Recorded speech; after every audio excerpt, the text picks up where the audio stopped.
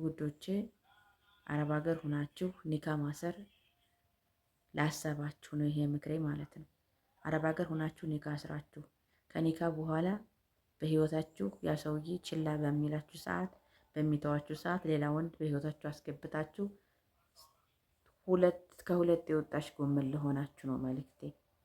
እኔ በዝቹ ባለሁባት ከተማ ባየኋት በሰፈሬ በዙ በጎረቤቶቼ ያየሁትን ነው የምነግራችሁ። ቤተ ሙሉ እቃ አግብታለች፣ ባሏም አለ እየጠበቀ ነው።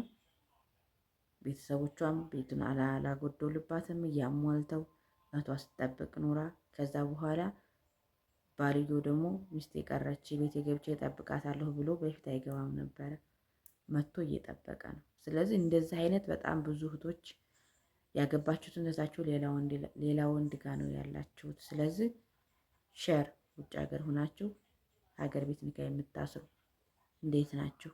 ደህና ናችሁ? አሰላሙ አለይኩም ወረህመቱላሂ ወበረካቱ። ድና የተከበራችሁ የዘቤት ተከታታዮች እንዴት ናችሁ? ሰላም ናችሁ? ደህና ናችሁ? ከኔ ጋር አልሐምዱሊላህ ሁሉም ሰላም ነው። እንዴት ናችሁ ወዶቼ? እኔ ደህና ነኝ አልሐምዱሊላህ። ስራ እንዴት ነው? ከእናንተ ጋር ከኛ ጋር አልሐምዱሊላህ ሁሉም አሪፍ ነው። ያው ስራ የለንም የቤት እመቤት ሆነናል ማለት ነው። እና እንዴት ናችሁ? ደህና ናችሁ? ሰሞኑን ያው ጠፋሁን። ብዙም እህቶችም ያው በመስመር የምታውቁኝ ሆነሽ ነው ዩቲዩብ መግባት አቆምሽሳ ምናምን አሉኝ። ያው የዳታም ችግር ነው አንዳንድ ጊዜ ከባድ ነው ማለት ነው። እና ውዶች እንዴት ናችሁ? ሰላም ናችሁ? ደህና ናችሁ ወይ? ከኔ ጋር አልሐምዱሊላህ። ዛሬ የመጣሁት ማለት ነው ውጭ ሀገር ሆናችሁ ኒካ ለምታስሩ እህቶች፣ ከሀገር ውጭ ሆናችሁ ኒካ የምታስሩ እህቶች ምን ነክቷችሁ ነው ጥያቄው ማለት ነው። ትደርሱ የለም ወይ ኒካ ለማሰሩ ለማግባቱ ትደርሳላችሁ። እዚህ መታችሁ ሁሉን ነገር አሟልታችሁ ኒካ ማሰር ትችላላችሁ። አትቸኩሉ ማለት ነው። እና እንዴት ናችሁ? ደህና ናችሁ ወይ? ሀቂቃትን ማለት ነው በጣም ከባድ ነው። እዛ ሁኖ ከሰውየው ከባላቸው ጋር ይጨርሳሉ። ቤተሰብን ተዋወቀልኝ ምናምን ብለው ይደሰታሉ። ደስታቸው ግን ከሳምንት አያልፍም ማለት ነው። ስለዚህ እዚሁ ጋር ቢንቢ በነገራችን ላይ በጣም ያስቸገረኝ ነው እየበላኝ ማለት ነው። እና እዚሁ መታችሁ ሀገራችሁ ላይ ታገባላችሁ፣ ኒካም ታስራላችሁ። ችግር የለውም፣ ግዴታ ድግስ አያስፈልገውም። ኒካ ብቻ ማሰር ትችላላችሁ ማለት ነው ውዶቼ። እና ሸርሸር አድርጉልኝ ለውድ እህቶቼ። ኢትዮጵያ ውስጥ ኒካ እሷ ከባህር ማዶ ሆና ኒካ አስራለሁ ብላ ላሰበች እህቴ ይህንን ቪዲዮ ሸር አድርጉልኝ። ችንድክም ነው የሚለኝ እና ስትመጪ ትደርሽበታለሽ፣ ለማግባቱም ትደርሽበታለሽ፣ ለኒካውም ትደርሽበታለሽ። መጀመሪያ ወጣሽበትን አላማ አሳክተሽ ሰርተሽ ወደ ሀገርሽ መምጣት ነው። ኒካ እንሰር የኔ ቆንጆ ቶሎ ብለን በቃ አንቺ ስትመጪ በቃ ምናምን ነገር እንዲቀበልሽ ምናምን ብሎ ካለሽ ተሳስተሻል ማለት ነው። እና ድምፅሽ አይሰማም እንዴ ድምፅሽ አይሰማም ትላላችሁ። እኔ እንዴት አድርጌ በቀረጽ እንደሆነ አላውቅም። ላይ ሀቂቃት ነው ሁልጊዜም ነው የሚቸገረው ማለት ነው። ደግሞ የካሜራ መቀረጫ ትንሽ ስለተበላሸብኝ ነው፣ አስተካክለዋለሁኝ። እና እዛ ሆናችሁ የሄዳችሁት ለመስራት ነው። ሰርታችሁ ስትመጡ ትደርሱበታላችሁ። ሁሉንም ነገር ያ ሰው ይጠብቃችሁ። አላማችሁን እስከምታሳኩ ይጠብቃችሁ። የሚወዳችሁ ከሆነ እስከምትመጭን ድረስ ከኒካው ጋር ምን አገናኘው? መተሽ ማድረግ ያለባችሁን ነገር ታረጋላችሁ ማለት ነው። እና ውዶቼ ኢንሻአላህ ይህንን ቪዲዮ ሸርሸር በማድረግ አረብ ሀገር ላይ ሆናችሁ ኒካ ትሰሩ፣ ለቤተሰብም ለራሳችሁም ችግር ውስጥ እየገባችሁ ስለሆነ ኒካ በታሰረችበት ቀን ጀምሮ ያለው ሂሳብ ከባሎቻችሁ ጋር ይታሰባል።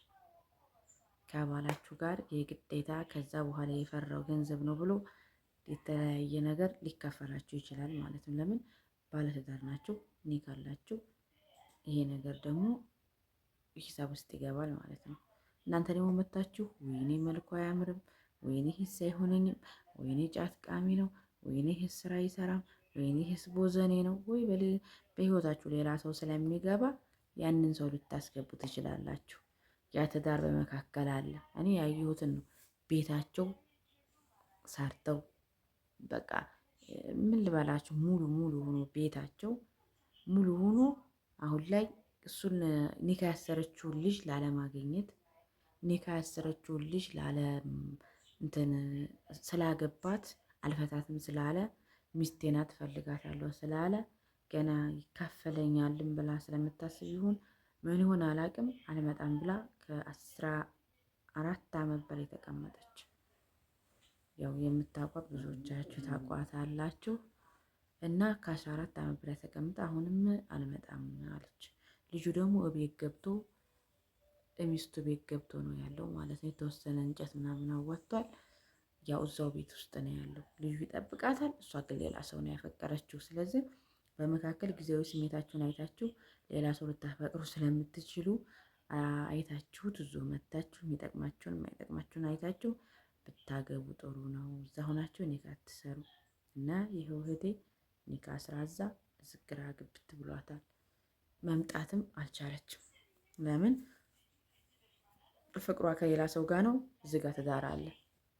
በዛ ላይ ደግሞ በትዳር ላይ ሆናችሁ ሌላ ወንድን የምታወሩ ሴቶች ተጠንቀቁ። ለምን? ይሄኛውን ገብታችሁ አይታችሁታል። ያንኛውን በወሬ ብቻ የሚሰብካችሁ ሊሆን ይችላል። ተግባራዊ ዜሮ ሊሆን ይችላል። ግን ያንን የሚላችሁን የኔ ቆንጆ የኔ ማር ምናምን የሚላችሁን ድሮም ይሄኛው ባላችሁ ሲላችሁ ነበረ። ስለዚህ መጀመሪያ የገባችሁበትን ህይወት አበላሽታችሁ በህይወታችሁ ሌላ ሰው በቀልድም ይሁን በምንም ጅንጀና ላይ ሆናችሁ ሌላ ሰው ወደድኩት አፈቀርኩት እያላችሁ ትዳራችሁን ለምታበላሹ እህቶች ኢትዮጵያ ውስጥ መታችሁ ገንዘባችሁ ንብረታችሁ እኩል ነው የሚከፈለው። ለምን? አግብታችሁታል። ያ ሰው እየጠበቀ ነው እናንተን። ያ ሰው በቃ ከምንም በላይ ታግሶ እየጠበቀ ነው። 14 ዓመትም ተቀመጪ 13 ዓመትም ተቀመጪ እየጠበቀ ነው። ስለዚህ እየተቀመጠላችሁን ትታችሁ ሌላ ወንድ ጋር በቃ ሸሸ ገዳሚ የምትሉ በቃ እሱን ልፍታውና እሱን እንደዛ አታልሌ ፈትቼው አገባሃለሁ የምትሉ ይሄ ብልግና ነው። በጣም ነው የሚደብረው ማለት ነው። እና ስለዚህ ኒካ ከማሰራችሁ በፊት አስባችሁበት አምናችሁበት ሀገራችሁ ላይ መታችሁ የቤተሰቦቻችሁ ኒካ ተሳሰሩ። በሩቅ ቤተሰብን አታስቸግሩ። ችግር ውስጥ አትክተቱ። ለወንድሞቻችሁ ጠንክ፣ ለአባታችሁ ጠንክ አትሆኑ። ያ ማለት ኒካው ይታሰራል እዝኩ ነው። በኋላ እንደገና አልፈልግም ደግሞ ያ ሰውዬም ቤቴ ነው ጠብቃታለሁኝ ይላል። ያ ሰውዬ አይፈረድበትም። ችግሩ የኛ ስለሆነ በርቀት የምናደርግ በቅርብ ሆነን ብናደርግ ይመረጣል ማለት ነው። ሁሉን ነገር የተስተካከለ ያማረ ይሆናል። ይህም ቪዲዮ ሼር አድርጉልኝ ለቤተሰቦቻችን። ሰላም አለይኩም ወራህመቱላሂ ወበረካቱ።